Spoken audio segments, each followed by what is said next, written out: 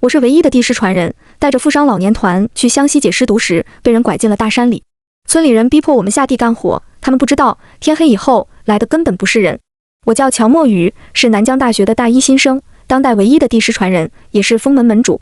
地师，古代又指风水先生，而江湖8大门中，封门研究的便是天下地理山川，所有的风水先生都是封门的。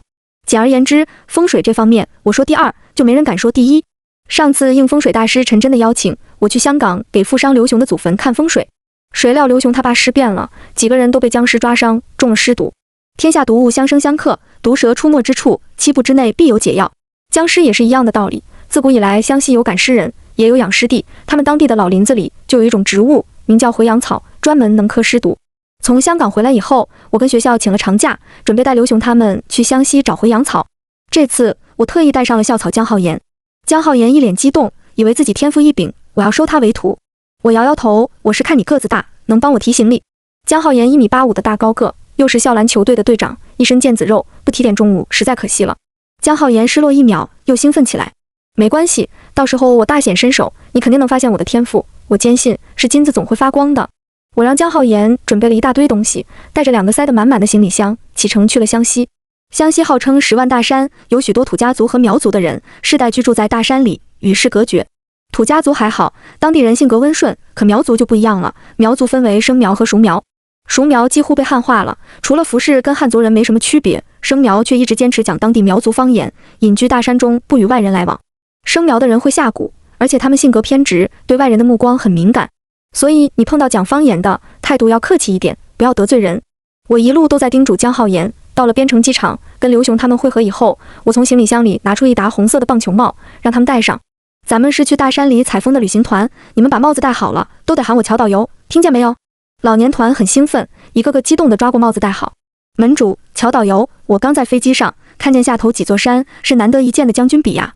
将军比能出武将，这种山势我们香港可很少见。真的吗？在哪？等会我们先坐车去那里看看。老年团七嘴八舌，开始乱安排，不听指挥。我脸一板，看什么看？死了都给你们埋呢，让你们看个够。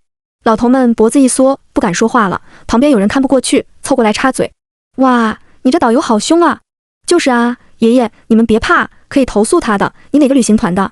我扭头一看，见是一帮青春靓丽的大学生，跟我和江浩言差不多年纪，个个腋下还夹着画板，一看就知道是出来写生的美术生。其中一个清秀纤瘦的小姑娘更是频频朝江浩言看。我叫吴朵，这位同学，你们是去哪呀？江浩言淡淡的看他一眼，走到我旁边，我朝吴朵点点头。我们去高乙村。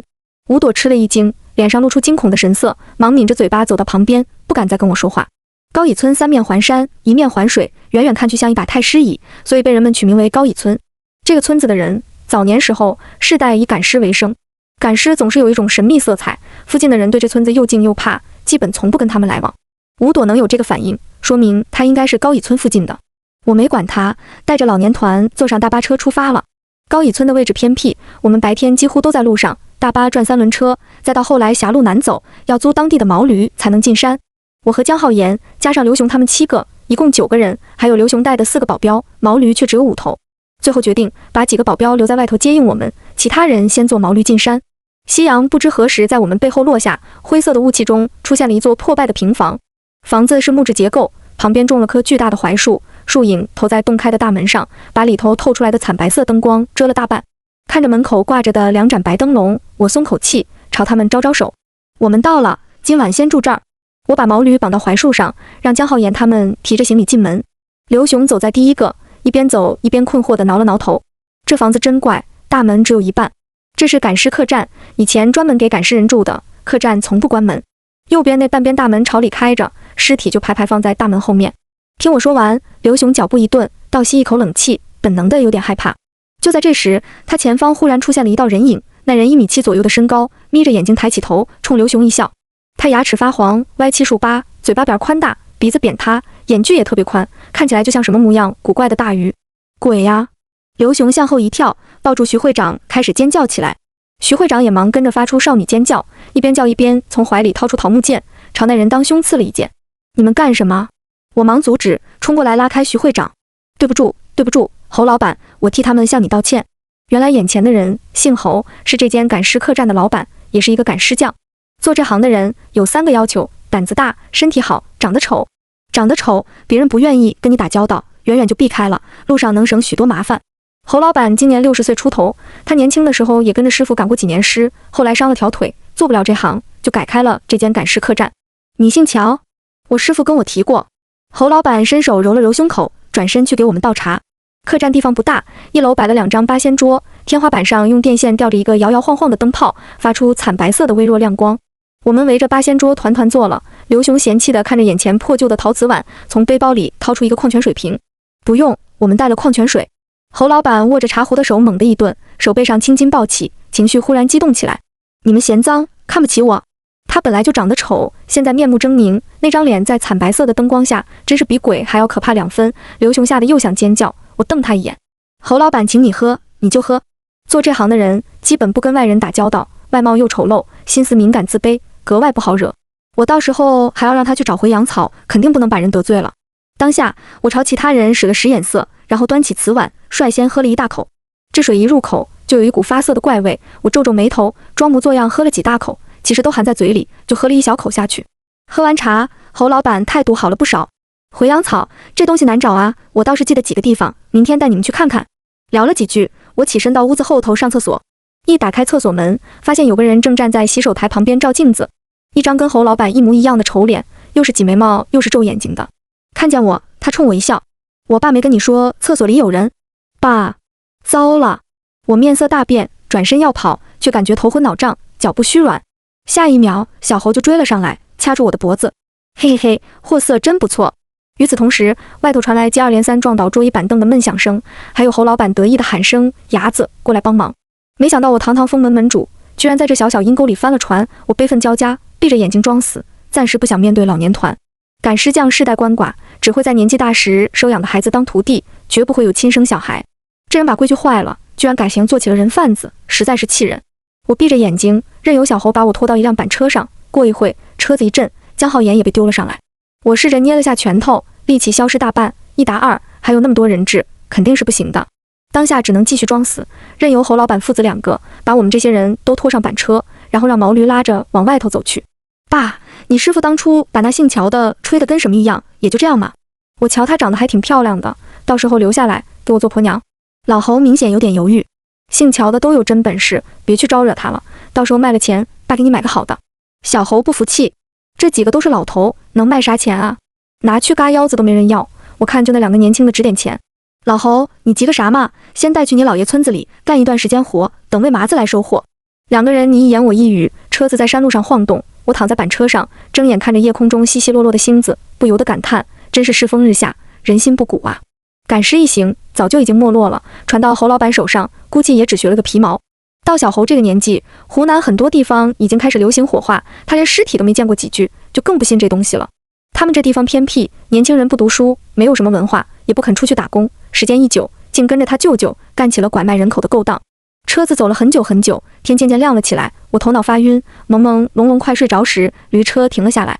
从村子里出来几个人，拿绳子把我们绑了，然后直接在我们脸上泼了瓢冷水。小侯，你哪弄来的这帮老头？哈哈哈，可真行啊！小侯得意洋洋地抬起下巴，厉害吧？一下就搞那么多人，到时候都先让他们去干活。别看年纪大，我瞧一个个皮肤白嫩，身子骨好着呢。有人提着麻绳拉我站了起来，我们一行人像一串蚂蚱一样被人牵着朝前走。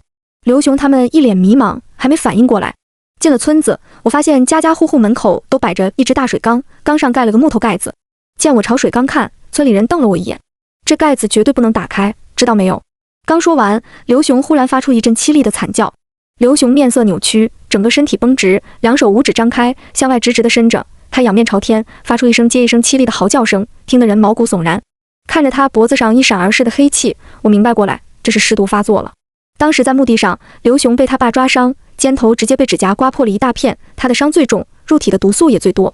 尸毒发作以后，每天入夜之后都跟狼人似的，会发出嚎叫声，然后牙齿发痒，控制不住的想咬东西，身体一天比一天僵硬。等到749天，毒素入心，就会彻底尸变，大罗神仙都难救。算起来，从香港回来以后，这已经是第8天了，时间紧迫呀！碰到鬼了，这人是那个杨巅峰吧？小侯吓一跳，直接一脚踹在刘雄屁股上。侯老板站在旁边看，皱着眉头，仿佛感觉这一幕有些眼熟。我冷笑一声，侯老板，你的本事都学狗肚子身上去了，这人中了尸毒，马上要尸变，你师傅没教过你？过2天再找不到回阳草，你们这村子里的人都活不了。哈哈哈，尸变？你当老子吓大的？哪里来的尸变？我爹早就告诉过我，当初他们赶尸其实就是背尸，拿一根竹竿从尸体衣服上套过去，外头说的什么赶尸都是瞎鸡巴乱说。小侯嘲讽的大笑，又踢了刘雄一下。我看这人就是得了羊癫疯，可惜了，中看不中用，到时候问问舅舅有没有法子卖掉。他对着刘雄一顿拳打脚踢，刘雄浑身颤抖几下，眼神逐渐恢复了清明，然后双手抱着头，一言不发。这人倒是能屈能伸啊！我意外地看了刘雄2眼。天色渐渐亮了起来，日光从层云之后喷薄而出，照亮了整个村落。我跟在队伍后头，四处打量。这村子不大，隐在半山腰，被高耸的密林环抱，只有一条路能出村子，村口还特意做了栅栏大门。随着我们一行人的走动，村子里有越来越多的人走出来，大多都是老头老太太，几乎看不见年轻人的身影。他们手里端着个瓷碗，一边吃早饭，一边看热闹。猴子，啷个弄来的那么多人哦？人太多了，会招惹警察注意嘞，不能这样搞啊！小猴冷哼一声，朝那人翻个白眼。那你他妈的别来分钱啊！那老头一愣，立刻撇了撇嘴，走到旁边不再说话。听这意思，感情拐卖人口还是整个村子的产业链啊，人人有份的。我心中一阵怒气上涌，没想到现在法治社会，深山老林里还有这种离谱的村落。等出去以后，一定要报警，把他们一网打尽。我们被绑成一串，江浩言在第一个，我最后一个，小猴手里牵着绳子，一直往村子深处走。走了一段路，我越走越惊讶，这些土坯房子的外形一模一样，门口都种着大小差不多的槐树，而且小路7弯8拐，排列居然隐含八卦阵法。外人如果贸贸然闯进来，真不一定出得去。终于穿过整个村子，到后头一间红砖房时，小猴停了下来。他一边给我们松绑，一边得意地哼着不成调的小曲。伴随着曲声，屋子门口的水缸里忽然发出了有规律的敲击声，咚咚咚。我们所有人都朝水缸看去，小猴不当回事，继续哼着小曲。不远处，一群老头老太太沉着脸，一言不发地盯着我们看，场面非常诡异。我忍不住问道：“小猴老板，这水缸里有什么？”小猴不耐烦地瞪了我一眼：“不该你问的别问，村里的规矩，谁都不能打开水缸，知道没有？”我点点头：“好的。”说完，一个箭步冲过去，一脚把水缸上的木盖子踢飞了。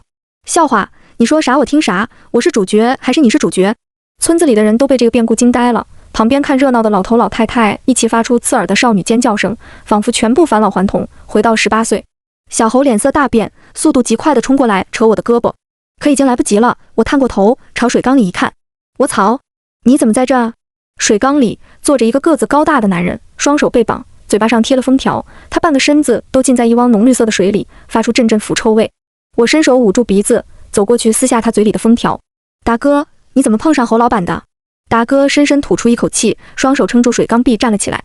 他朝四周看了一圈，见到满身狼狈的刘雄，大吃一惊。老板快跑，这几个人是人贩子。刘雄，我谢谢你的提醒啊。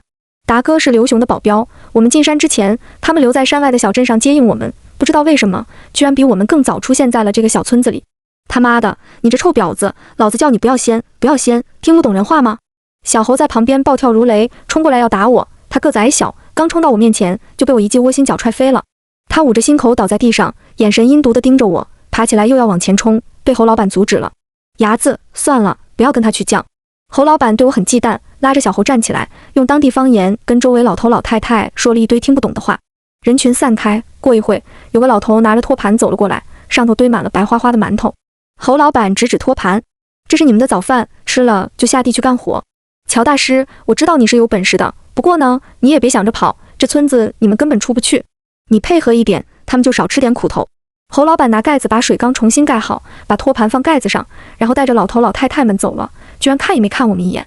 他们一走，达哥松口气，跟我们解释，他追上来给刘雄送东西，没想到被一个老头拍了几下就昏倒了，在醒过来时，人已经在这个村子里。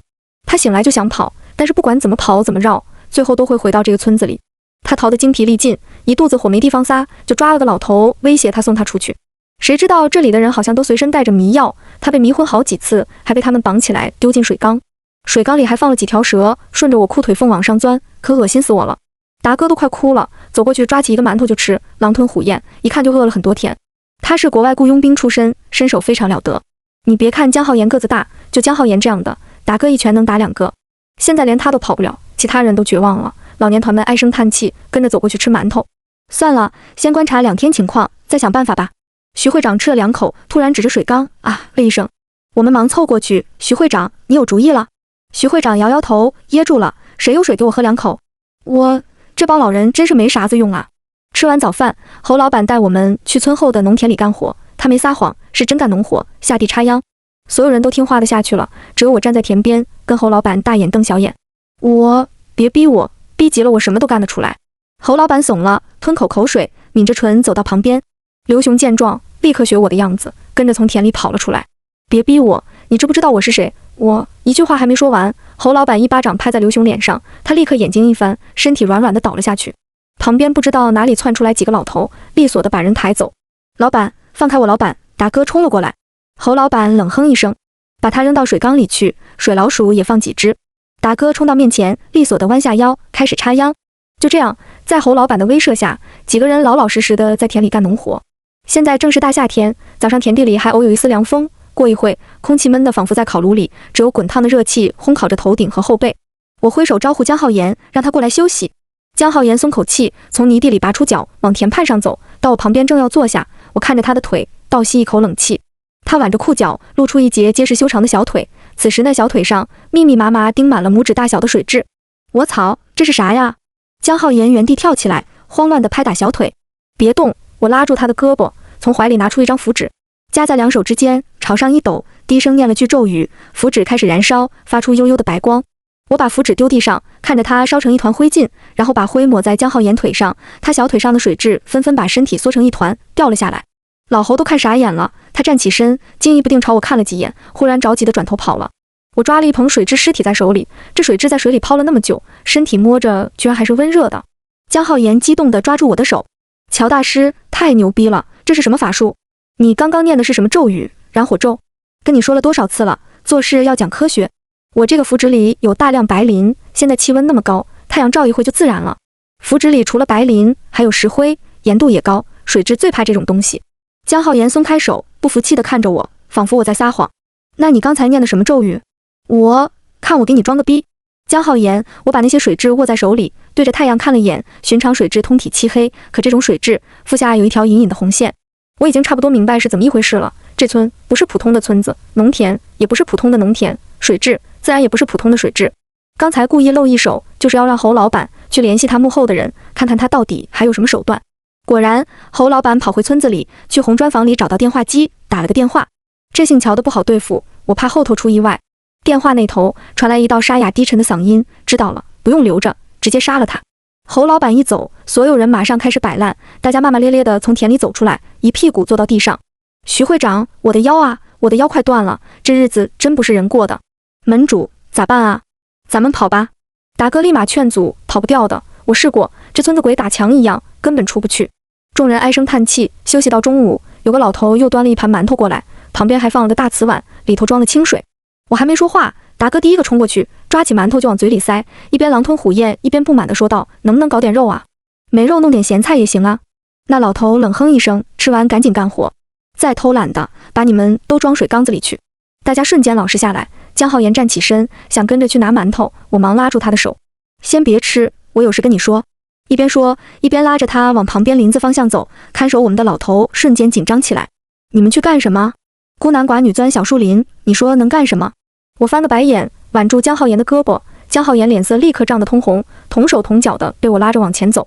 老年团们发出哄笑声：“嘿嘿，乔大师真看不出来啊。”徐会长频频点头：“我瞅小江就不错，那眉毛眼睛长的，那腹肌跟我年轻时候有的一拼。”老头看着我们离开的方向，犹犹豫豫地朝众人看了一眼，拿不定主意，又一溜烟跑回去找侯老板商量。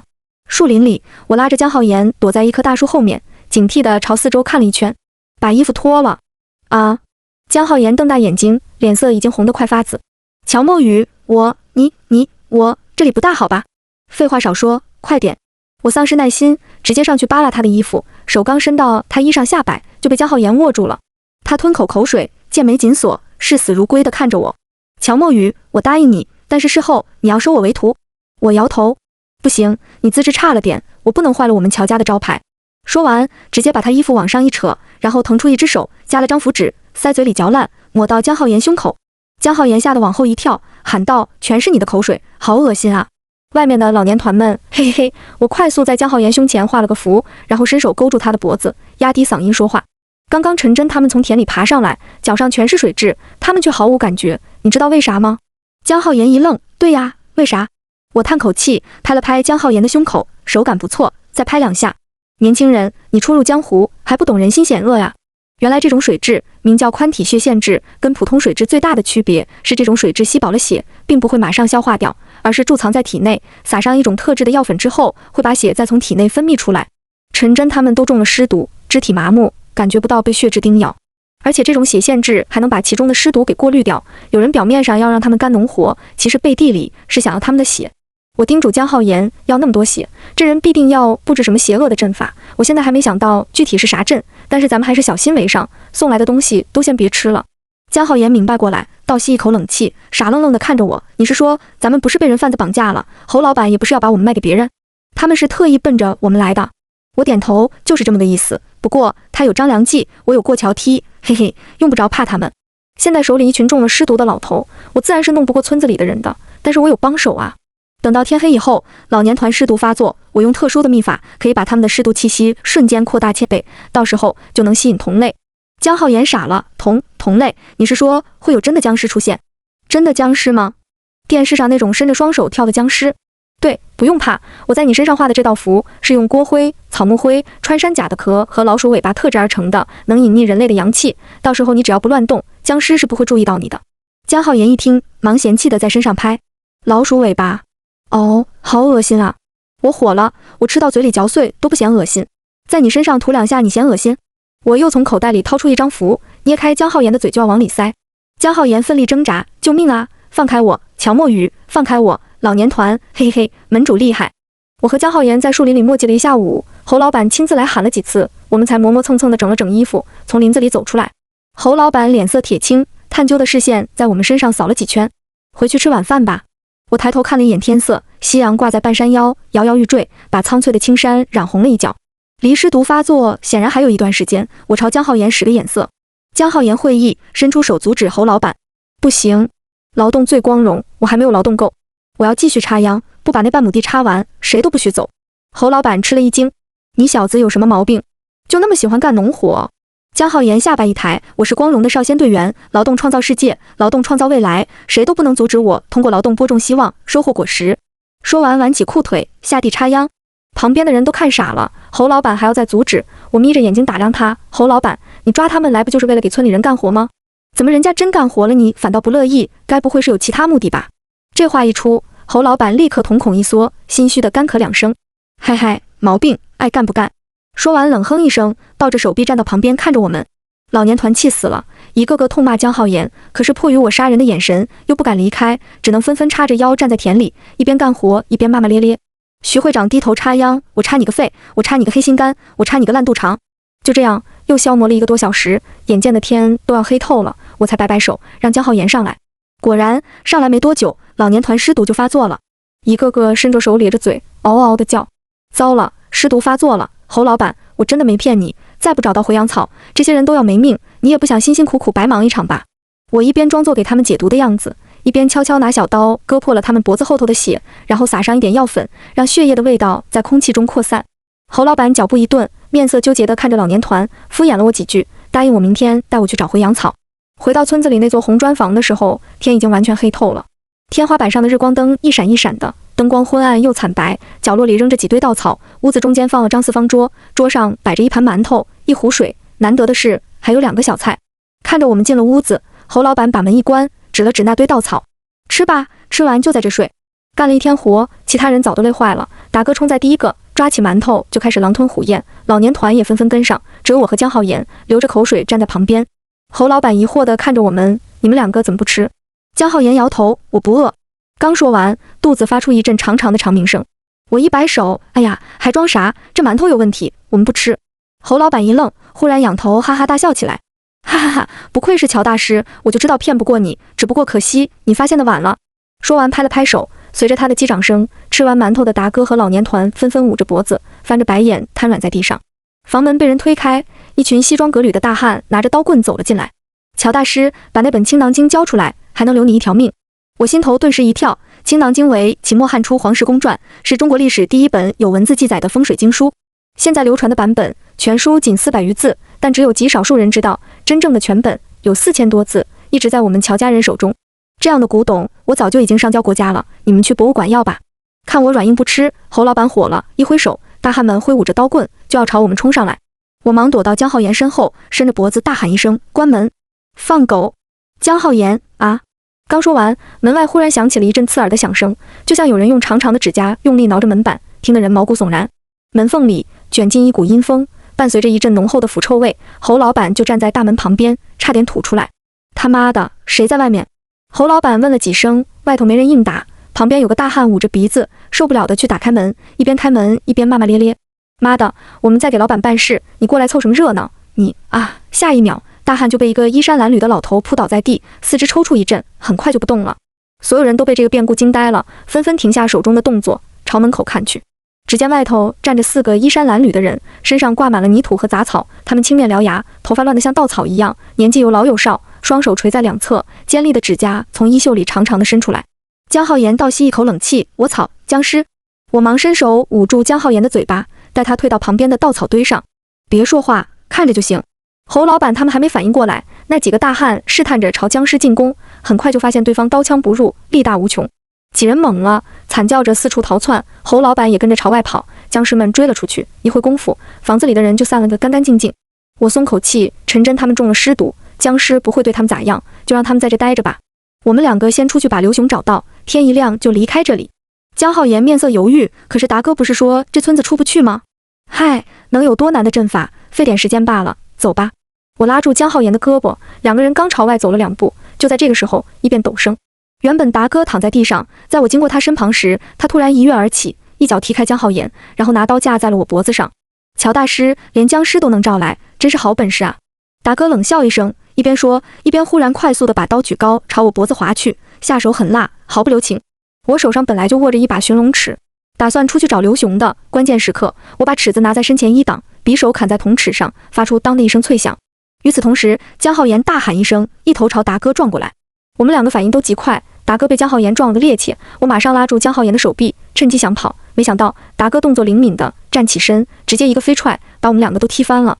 我俩狼狈地摔在地上，达哥走过来，单脚踩到我后背上，跑，继续跑啊！妈的，不愧是雇佣兵，力气大，反应快，我们完全不是对手。我趴在地上，面前刚好有一团从僵尸身上掉下来的烂泥巴，我捏起泥巴反手一甩，正好糊在达哥脸上。夺命石骨粉！啊！达哥惨叫一声，伸手捂住了脸。我趁机拉起江浩言，没命地朝外飞奔。今晚月色很好，如水的月光洒在乡间小路上，把村子的轮廓都照了个七七八八。我和江浩言朝前跑了一段路，忽然迎面撞上一群人，双方都马上踩刹车停下脚步，发出一声惊叫：“侯老板，僵尸！咦，是你？妈的，快追！”我抬手给了侯老板一巴掌。追你妈！有2个僵尸在追我，快跑啊！说完把他一推，越过他们几个朝前面飞奔而去。侯老板愣了1秒，立刻带着人跟在我屁股后面跑。我和江浩言年轻力壮，拐了2个弯就把他们甩开了。我们2个站在一条小巷子里，大口喘气。我正想说话，忽然发现巷子口出现了一道身影，头发凌乱，浑身腥臭，是僵尸。我深吸一口气，伸手压住江浩言，2个人一起贴着墙根站好。这具僵尸个子很高，几乎跟江浩言差不多，年纪也不大，30-40岁的样子，2个眼珠子鼓在外面，动作缓慢地从我们身边走过去。经过江浩言时，僵尸忽然停下了脚步。江浩言倒吸一口冷气，心跳到嗓子眼，感觉自己快吓尿了。僵尸慢慢地把头凑到我们面前，他的皮肤呈现一种青紫色，凌乱的头发上有无数蛆虫和蜈蚣钻来钻去，顺着他的脸往下爬，几乎要掉到江浩言身上。江浩言快哭了，我握着江浩言的手，在他手背上轻拍了2下，安慰他没事。拍几下，忽然感觉不对劲，指尖感受到了什么温热黏腻的触感。我低头一看，只见江浩言的手臂上有一道大口子，鲜血顺着手腕流下来，把我的手背都染红了。应该是之前跟达哥搏斗的那2下不小心被他划伤了。我操，完了！果然，下一秒，僵尸呲起獠牙，一口朝江浩言脖子咬了过来。我把手里的寻龙尺往僵尸嘴里一塞，伸手拉住江浩言，快跑啊！江浩言胸前的符文本来就是为了隐藏他的阳气，现在鲜血外流，什么气息都隐藏不掉了。我们一路狂奔，前头的巷子拐角处突然又窜出来几个人，我定睛一看，是侯老板。我拼命挥手，有僵尸追我，闪开，快跑啊！侯老板冷哼一声，我不上你的当，我不上你啊！侯老板被僵尸一掌拍飞，我和江浩言拐个弯，朝另一个方向跑，僵尸追着侯老板几个人去了。皎洁的月光下，静谧的村落中，前有僵尸，后有侯老板，还有个顶尖高手大哥。我和江浩言实在跑不动了，我看见房子门口的水缸，灵机一动，走过去掀开盖子，拉着江浩言往水缸里躲。我们两个猫着腰躲在水缸里，把盖子盖好，这才松一口气。跑了一路，现在停下来，我才有空好好捋一捋这一天里发生的事。我万万没想到，达哥居然和侯老板他们是一伙的。这么想来，他一早就到村子里做好准备了。每次吃馒头都身先士卒，饿死鬼投胎一样，给我们一个错觉，馒头没有问题。那么他说的村子出不去，也应该是假的，就是想打消我们逃跑的念头。只是不知道达哥到底是后来被人收买的，还是说他跟在刘雄身边那么久，一直是有其他目的。我感觉冥冥中好像有人张开了一张巨大的网，随时准备着要把我们一网打尽。我想得出神，忽然感觉腰间一紧，江浩言搂紧了我，小声在我耳边说道：“外面有人。”我竖起耳朵，果然听见隔着水缸外头传来清晰的脚步声。脚步声不重，那人仿佛故意压着声音，很轻，一下一下的，然后在水缸前面停住了。我心头一紧，感觉自己仿佛在抽签。上，侯老板；中，僵尸；下，达哥。死就死吧！我握了下江浩言的手，然后猛地站起身，把水缸盖子顶飞。那人正好弯腰下来看，被盖子一撞，捂着鼻子惨叫一声。我和江浩言忙从水缸里跳出来，朝外跑。跑了几步，那人没追上来，还捂着鼻子蹲在地上呜咽，嗓音很耳熟。我凑过去一看，刘雄。刘雄顿住，不可置信地抬起头看我，然后扑上来抱住我。亲人啊，乔大师，吓死我了，这都是咋回事啊？刘雄实在太悲惨了，他被几个老头抬回村子里，到晚上就醒了过来。屋子里就他一个人，也没人管他。他一脸迷茫地走出来，看见一个老头站在巷子口，傻乎乎地仰头看月亮。刘雄走过去问话：“喂，我要吃晚饭，人呢？绑架也没不让人吃饭的吧？”他伸手拍了拍老头，那老头缓缓转过头来，头发凌乱，青面獠牙，跟上次咬他的亲爹长得差不多。我操，僵尸！刘雄当即就吓傻了，转头跑得飞快，那僵尸朝他追过来。隔壁巷子里却有更多人的脚步声，过一会，僵尸就被声音吸引过去了。刘雄就趁机躲到水缸里，过一会，水缸盖子被人掀开，侯老板把刘雄一把拎出来，滚出去！他们好几个人，刘雄屁都不敢放一个，立马扭头就跑了。然后他一连开了好几个水缸，发现里头都有人躲着，到底哪里来那么多僵尸啊？刘雄很迷茫。我叹口气，一言难尽。僵尸我还好对付，人比僵尸更可怕呀。我把达哥的情况说了，刘雄吃惊地瞪大眼睛，他愣了一会，忽然猛地一拍大腿：“是他！”我想起来了，刚才躲僵尸的时候，我进了一间祠堂，上头的牌位都是姓童的，这是童福生的老家啊。达子以前也给童福生当过几年保镖，一定是他干的。童福生就是养阴师那个。这人还真是心狠手辣，当初把墓地卖给刘雄以后，依旧偷偷把自己父亲的尸体埋进墓地，把他养成阴师，庇佑自己发财，还顺便能让刘雄的父亲尸变，到时候杀了刘雄，给自己报夺墓地之仇，心胸狭窄，行事狠辣，可见一斑。刘雄说他现在是新加坡富商，我们看见的那群黑衣大汉应该都是他雇来的。他这人练就，以前在香港时候就有很多老乡跟着他干活，我估计这村子都是靠他养着，年轻人跟着他干，家里的父母都对他唯命是从。他把你们都弄来这，估计又要搞什么邪门阵法。我们趁夜离开这里吧，这群僵尸明天留着他自个去收拾。这些僵尸身上的泥土是新的，一看就知道刚破土而出。这种刚被唤醒的新僵尸，见过几次血以后，煞气变浓，以后天一黑就会主动出来伤人。按理说，我弄出来的僵尸应该我自己想法子收掉，但是有童福生在，我才懒得管，他总不能眼睁睁看着自己老巢被毁掉吧。我们商议后决定去把老年团叫醒，趁乱离开这个村子。刚走了几步，前头巷子口忽然又出现一道模糊的人影。刘雄倒吸一口冷气，在我们反应过来之前，飞快地冲到旁边掀水缸盖子，躲了进去。那道人影在原地停了会，变着声音朝另一个地方去了。江浩言笑道：“他躲啥呀？他中了尸毒，僵尸其实也不会咬他吧？”谁知道呢？刘老板反应是真的快。我比个大拇指，走过去把水缸盖子掀开。这一掀，我惊讶地发现刘雄居然不见了。我揉揉眼睛，问江浩言：“你刚才看见他钻进去了吗？”江浩言点点头，走过来跟我一起把头凑到水缸里看。我俩脑袋顶着脑袋，如水的月光从上头倾泻而下，照到水缸壁上。我们这才发现，这缸底竟然是空的，像个井口一样，下头黑漆漆的，不知道有多深。我和江浩言对视一眼，下去看看。我一手撑在水缸上，正要往里跳，江浩言忽然握住了我的手。他一脸认真地看着我，瞳眸漆黑，高挺的鼻梁微微反着月光，有一股说不出的清冷感。这傻大个不说话的时候倒挺帅。有危险，我先下去。江浩言单手一撑，动作利落地往下跳进洞口。哈哈，果然被我猜中他的心事了。会拍马屁又怎样？资质摆在这里，我注定是你得不到的师傅。我遗憾地摇摇头，跟着跳了下去。过一会，我掉在一个温暖的怀抱中，江浩言张着手把我接住了。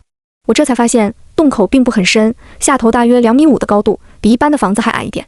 我眨了眨眼睛，周围是一团浓重的黑暗，伸手不见五指。我轻喊了2声，没听见刘雄的声音，只有我的喊声在地底的空间来回震动，发出几声悠长的回音。刘雄，熊，女鬼似的，听着怪瘆人的。地道深处，刘雄的视线尽头出现了微微的亮光，他正一手扶着墙壁，朝那道亮光的方向走，耳边忽然传来轻微的喊声。刘雄，声音细碎，像猫叫，又像恶鬼勾魂。刘雄吓得一屁股坐在地上，拼命地伸手捂住嘴巴，才没有哭出来。他听过这个传说，有恶鬼索命，就会叫你的名字，如果你应了，魂魄就会被鬼勾走。他2腿发软地瘫在地上，直到那道嗓音消失，这才大着胆子扶住墙壁，慢慢地往前走。我和江浩言在井底站了一会，等眼睛适应了周围的黑暗，我才发现其中一个方向有隐隐约约的红光传来。我们到那边去看看。我和江浩言手拉着手，朝亮光传来的地方走，越走我越心惊。这地道做得宽阔，四通八达，偶尔有几个岔路口，仰头还能看见天上的月光从木头盖子的缝隙中漏下来，应该也是一个水缸的入口。姓童的不知道花多久时间弄这地下工程，我们走了差不多10几分钟，终于光明重新进入了视线。只见眼前竟是一座精致的佛堂，佛堂是环形的，最中间一尊大佛，墙壁上是大小均匀40厘米左右方形的壁龛，每个壁龛都供着一尊雕塑，前面点着蜡烛，把这一片空间照得灯火通明。刘雄正站在那尊大佛前面，背对我们，仰头看着。我松口气，走上去叫他。刘雄原地蹦了起来，见是我们，他往后退了几步，一屁股坐在地上，脸色铁青。乔大师，你看看这尊雕像。我抬头一看，顿感惊讶。面前的佛像，猫首人脸，2只尖尖耳朵，面部毛发浓密，一双金色的眼睛，面露狰狞，形状格外诡异。江浩言嘶了一声，紧张地走到我旁边。这是个啥呀？我朝旁边那些小雕塑看了一圈，总算明白过来，这供奉的是毛鬼神。在甘肃秦安一带，有些乡人会在家中偷偷供奉毛鬼神。毛者指其微不足道，鬼者指其诡异邪门，神者指其法力强大。毛鬼神与其他的神明不同，他最大的本领就是偷运。供奉毛鬼神的人家，粮仓中的存粮总会多上一些，家里也常常会多一些不知道从哪里弄来的东西。据说毛鬼神不仅能够偷运别人家的东西，还能偷走别人家的运势，得罪养毛鬼神的人家，家中日子会越来越差。这具毛鬼神的雕塑前摆着一个巨大的供炉，我伸手朝里摸了一把，黏腻厚重，全是陈年污血。我叹口气，这同福生真是绝了，用别人的鲜血供奉毛鬼神，偷取人家运势。这次把你们弄到村子来，估计也是要你们的血，倒不会真要你们的命，还得留着你们赚钱呢。